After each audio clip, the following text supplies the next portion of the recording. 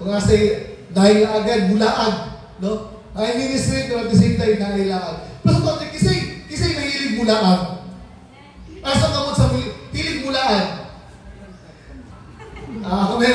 So, siguro kita, ang kami sa Davao, nami ako ang team na ako, nga nanood ni Ngaragan.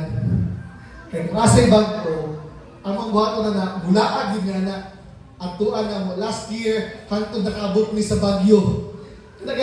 Kami lang, mga young people sa church, yung mga grupo na ako, mga bulaag, bisag asa mo abot. And sometimes, nga ni, di ba, mo search ka sa Facebook,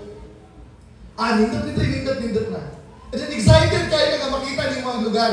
I don't know kung na-experience ninyo. Excited ka na matso kay dito kay mo. Imo muna nakasente mo muna baka moni na dito, moni kanindot, moni muna buhaton. Pero pag abot nimo dito sa lugar, lahi ang imong expectation. Wala na meet ang imong expectation. Kasi batiyon nato.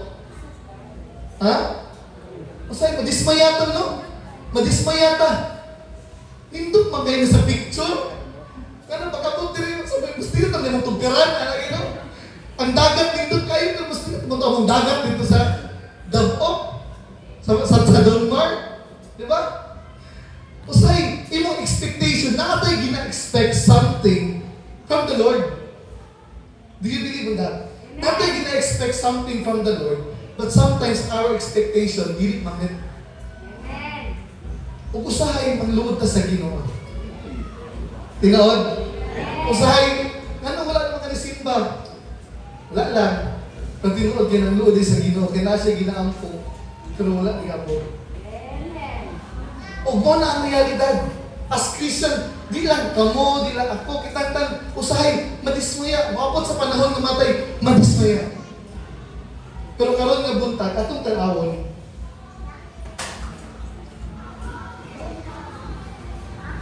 So karon nga buntag mag-isgot ta mahitungod from pit to palace. And later on, explain natin kung saan siya. So mag-isgot ta sa life ni Joseph. No? So si Joseph, isa mo si Joseph, he was known siya na usa ka dreamer. Di ba? Si Joseph, anak siya ni Jacob. And later on, nahimo Israel. So si Joseph, siya ang favorite nga anak ni Jacob. So sa tanan, 12 sila ng mga anak, pero si Joseph, ang pinaka-abulito nga anak. A dreamer. Doon na siya yung mga vision, nga na-receive, gikan sa Ginoo. Lagi kay kinabuhi ni Joseph, no? Favorite siya kasal, ang tanan na ang pabor sa iyaha, unya gipaboran pag siya sa Ginoo, og mga pananawon, mahitungod sa future. Unsa man iyang dream niya? Ang dream ni Joseph, di ba nakita nato nga sa kalangitan, ang sun, moon, and star, libaw down sa iyaha. Ang mga humay, ang mga tinapok, mga libaw down sa iyaha. So, iyang expectation was, pabot ang panahon, he will become a leader. He will become something great. Hallelujah. Mahimo siyang inila. Pero ato nga tayong bata pa siya. At wala sa kabalo kung kanusa mo abot. Gina-expect na niya, tungkol kinadawat niya sa Ginoo. O ganang nadanggo nga iyang ginadawat niya, di lang na ingon nag-istorya, kundi gikan mismo sa Ginoo, ngadto sa iyaha. Nadawat niya kung aha sa padulong. Pero katong nadawat niya nga pananawon, nahimong hinungdan nga iyahang mga igsoon. Ang saman, nasupok sa iyaha, nagselo sa iyaha. Joseph expected, no? Nag-expect siya nga maayo iyang kinabuhi, but the reality is stealing. Ato nga tayo nung sa kay gibati ni Joseph. So possible, discourage, pwede siya masuko, pwede siya nang fight back, pwede siya palaban, siyang papa, pwede niya buhaton ang tanan. Patutanawan nato karon sa Genesis chapter 37 verse 23 to 24. Usa niadto kadlaw, niadto ang mga igsuon ni Jose sa Shechem aron pagbantay sa mga kahayupan sa ilang amahan. Unya miingon si Jacob kang Jose, Atua ang imong mga igsuon sa Shechem. Nagpasabsab sila sa mga kahayupan dito, lakaw ug susiha kung unsa ang kahimtang sa imong mga igsuon ug sa mga hayop. Balik dayon ug gisulti ka nako, mitubag si Jose. Oo, busa gikan sa langit, sa lagot sa Hebron, niadto si Jose sa Shechem.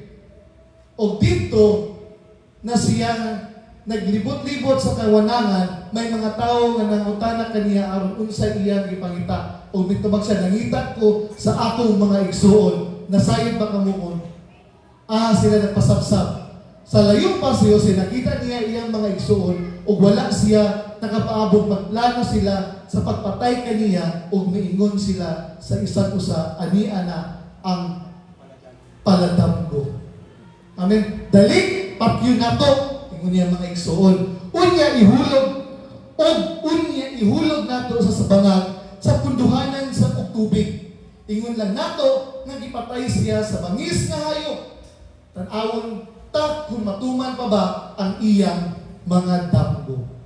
Apan pagkadungog ni Reuben ang iyang plano, naningkamot siya nga maluwas si Jose ug miingon siya, dili lang nato siyang pakyon. Ihulog lang ninyo siya sa bangag nga punduhanan og tubig, di siya sa kamingawan, apan ayaw ninyo siya pasipati. Gisulti kadto ni Reuben, apan tungod kay nagplano siya sa kaluwasan ni Jose o gibalik kadto sa ilang amahan. Busa panabot ni Jose, hubuan siya nila o niadtong iyang biste nga taas o anindot. O gihulog siya sa bangag nga punduhanan ng tubig, apan walay tubig ang bangag kaniadto. So, nakita nato no, sa story ni Joseph, grabe yun ang kasuko sa iya, mga igsuon sa iya. Naay pananawon si Joseph, aduna siya vision na na-receive niya sa Ginoo, pero kato siya maoy hinungdan na iyang mga igsuon